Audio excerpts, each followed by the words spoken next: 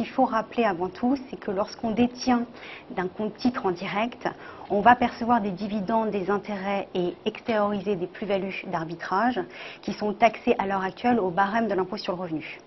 Donc pour éviter effectivement cette taxation récurrente des dividendes, des intérêts, des plus-values, il convient de privilégier effectivement le contrat d'assurance vie qui constitue en fait une enveloppe de capitalisation qui permet en fait de capitaliser donc les revenus taxables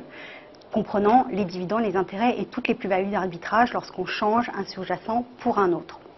Donc ça permet effectivement d'éviter la taxation récurrente et par ailleurs, en cas de retrait partiel, et c'est uniquement à ce moment-là qu'on est fiscalisé, donc en cas de retrait partiel, on a une quote-part de capital qui est totalement exonérée et exclusivement une quote-part d'intérêt qui est, elle, soumise à l'impôt sur le revenu ou éventuellement sur option à un prélèvement forfaitaire libératoire qui est dégressif en fonction en plus de la date de souscription de votre contrat.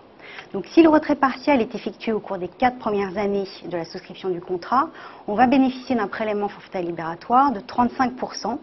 auquel se rajoutent les prélèvements sociaux de 15,5%. Alors effectivement, le taux paraît élevé,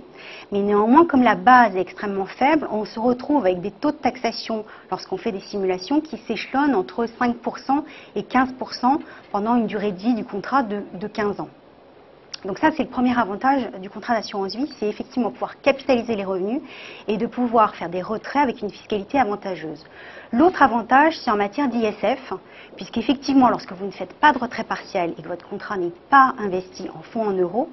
tous les revenus sont capitalisés et donc ne sont pas pris en compte pour le mécanisme du plafonnement de l'ISF.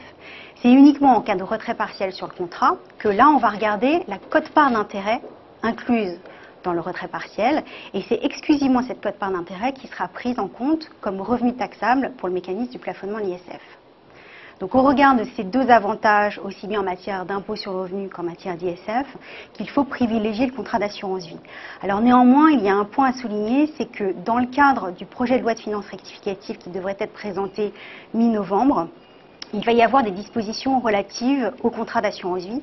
et notamment ces mesures risquent effectivement d'impacter un peu le régime fiscal de faveur. Néanmoins, il semblerait que ce régime fiscal de faveur soit maintenu dans l'hypothèse où les contrats d'assurance vie seraient investis exclusivement en unités de compte, donc tout ce qui est actions, obligations et OPCVM. C'est uniquement en cas d'investissement sur des fonds en euros que ces avantages seraient remis en cause.